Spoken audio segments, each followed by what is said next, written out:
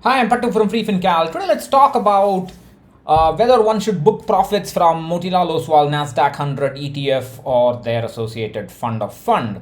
Before that, it's been a busy day for me. I also published the Nifty 50 stocks with weights for September 2020, and just about an hour or so ago, thanks to Shavneet, I published this, how SEBI's multi-cap mutual fund asset allocation rules will affect investors.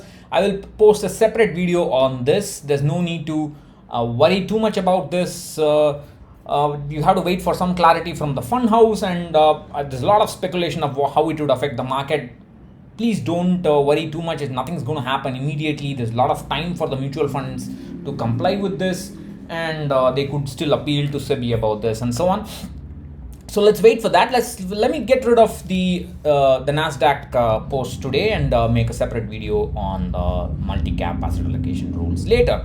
So this is basically a question I received from a reader. A person said that she has been doing a SIP in the NASDAQ 100 fund of fund, and the SIP returns are about 45% or so, and they're scared that the index has moved up a lot, and they're worried if it's time to book some profits. So I've talked about this many times. The NASDAQ is a lot more concentrated than the S&P 500.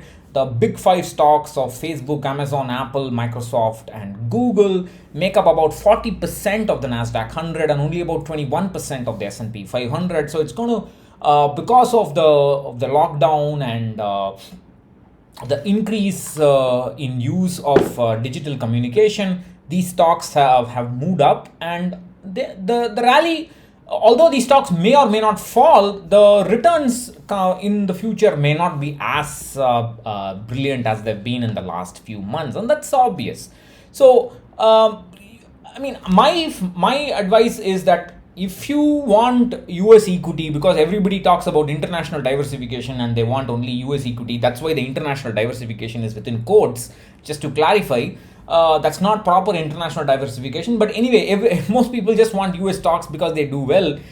My suggestion is, if you want US equity, please stick to S&P 500 rather than the NASDAQ 100, because it's just too volatile. Because if you say I don't want too much risk, then you must also avoid huge upside, because huge risk or huge downside, huge falls will come only when there is huge upside. They're connected deeply. So, and most people who wanted such diversification, again within quotes, would have just got about 5% to 20% of exposure to NASDAQ 500, and for them, if their current asset allocation is 5% more than the original asset allocation, that is, let's say you started with 15% and today your asset allocation has increased by 5% or more, it has gone to 20% or more, then you remove that 5% and shift it to fixed income. So you rebalance, there's no problem there, because you had that gain and there's no problem rebalancing it. Just this nice simple rebalancing strategy based on asset allocation is enough. You don't need to do anything more. It's a very, very simple strategy. Now, for the record, let's look at the valuation of the NASDAQ. Valuation can be very tricky because it went through a huge bubble and the PE shot up, and you have to, when you take the average PE, that PE during the bubble periods have to be removed and so on. So if you remove it, it's about 22, and the current PE of the NASDAQ is 36, which is well above the 10-year average of that 22, excluding that bubble period during the .com time, the 2000 time, 99 2000 time. So that doesn't mean it's going to fall, but it's clearly it's overvalued from that point of view. If you use the moving averages, the tactical buy sell tool that I have, I've shown in many videos about how that works and so on. This is the since inception index with the 12-month moving average and the 6-month moving average, and you can go to the post to see it. If you zoom in, you can see this is the zoomed in version of the same graph. You can see how much the price has moved up from both the averages. Of course, if you look at this indicator, it's still in the buy zone, but you can see the price has started to fall down in the last few days, in just the last few days. I have not seen the value today before making this video. There's a slightly different way to look at it. you can plot the deviation of the blue line from the green line, how much the price varies from the 6-month moving average, and plot it as a percentage. And that black is the percentage deviation of the current price from the 6-month moving average. And you can see that it hit a value here just on the 1st of September or 2nd of September. And that high, the last time a bigger high was seen was during the dot-com crash. Just before the dot-com crash, the price zoomed up, and since then we have not seen such highs, and so the high is all close to that, not quite there, but that's the I mean, in the recent time, that high, a bigger value was during the dot-com, and just the next one is just this. But since then it has corrected sharply, the deviation has corrected sharply. It's still, the price is well above the 6-month moving average, but it has since then corrected sharply. But that's, you don't need to react to it, but just that's something that's bound to happen with the NASDAQ.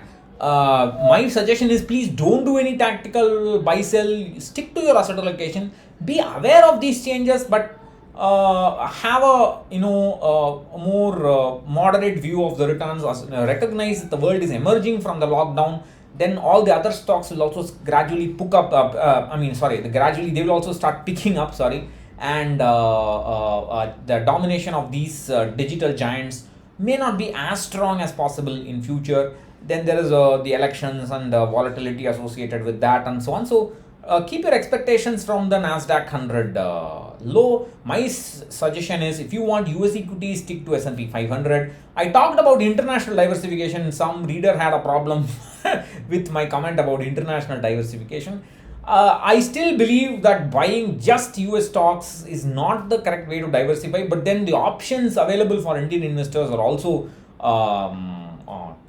they're not very many, because for just because you should avoid US stock doesn't mean you should go to PGIM fund. You should also look at the pedigree of the fund, how long the fund has been working, how what the fund, the underlying fund, did it manage to beat the benchmark, and so on. So there are many factors to consider. You just can't look at last 1 year returns and choose any other fund which is not dominant in US equity and so on.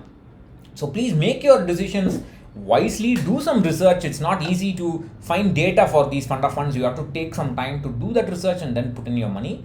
That said, if you are invested in S&P 500 or the NASDAQ, please stick to the asset allocation. Whatever your asset allocation you are comfortable with, stick to it and rebalance whenever it deviates by more than 5% one way or the other. Thank you. Bye-bye.